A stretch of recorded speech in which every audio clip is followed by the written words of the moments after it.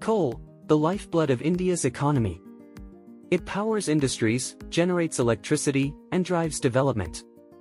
But what if I told you this essential resource became the center of one of the country's largest scandals?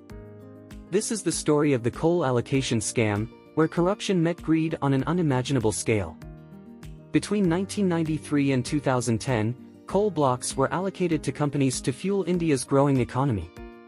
But instead of a fair and transparent process, these allocations were handed out behind closed doors. No competitive bidding, no checks, just favoritism. And then, in 2012, the Comptroller and Auditor General dropped a bombshell report, estimating a shocking 1.86 Indian rupees lakh crore loss to the public treasury. The scandal shook the government, rattled the corporate world, and left citizens wondering, who is responsible for this daylight robbery? Get ready for a deep dive into this dark chapter of India's history. So, what really happened? It started with a noble idea: India needed more energy to power its industries. To meet this demand, coal blocks were allocated to companies instead of auctioning them. This was supposed to encourage development and investment. But here's the twist: instead of ensuring only deserving companies got the allocations, many were given away to firms with no experience in mining. Why? Connections. Politicians and bureaucrats allegedly used their power to favor certain companies. The result? Companies acquired coal blocks at throwaway prices and sold coal at massive profits, robbing the nation of billions. In its 2012 report, the CAG highlighted these irregularities, estimating the loss to the exchequer at 1.86 Indian rupees lakh crore. It wasn't just a financial loss, it was a betrayal of trust. This wasn't just negligence, it smelled of a deliberate conspiracy. But who were the masterminds? That's where the investigation comes in. The coal allocation scam didn't go unnoticed. In 2012, the Supreme Court ordered an investigation, and the Central Bureau of Investigation, or CBI, stepped in. What followed was a dramatic unraveling.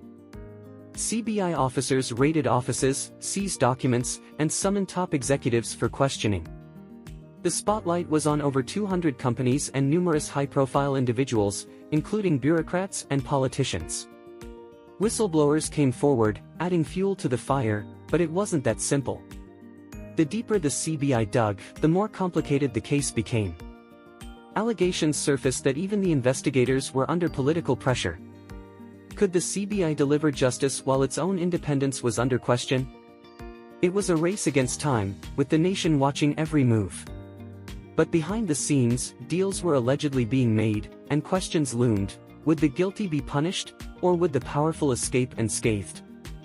In 2014, the Supreme Court delivered a landmark judgment. It cancelled all 214 coal block allocations made between 1993 and 2010, calling them illegal and non-transparent. This was a massive blow, signaling that the system needed a complete overhaul. But what about accountability? Several officials and industrialists were charged, and some faced jail time. Notably, former Coal Secretary H.C. Gupta was sentenced to 2 years in prison.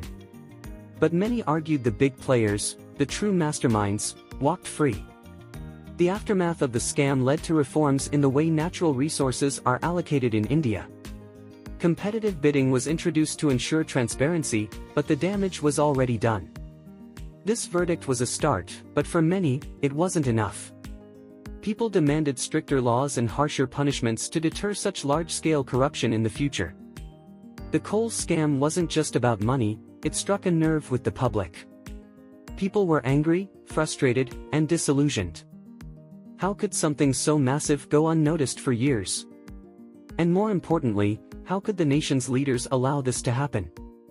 On the streets, in homes, and on social media, the outrage was palpable. Citizens demanded accountability, and the case became a symbol of everything wrong with governance and politics. For many, the scam wasn't just a financial loss, it was a moral one. It showed how deep corruption could go, even in the highest corridors of power. Today, the coal scam stands as a reminder of what happens when greed overrides responsibility. It's a lesson for citizens to remain vigilant and hold leaders accountable. Because when public trust is broken, the cost is immeasurable, not just in money, but in faith. This is not just a story from the past. It's a cautionary tale for the future. The coal scam wasn't just a scam, it was a betrayal. And unless we learn from it, history might just repeat itself. This is not just a story from the past. It's a cautionary tale for the future. The coal scam wasn't just a scam, it was a betrayal.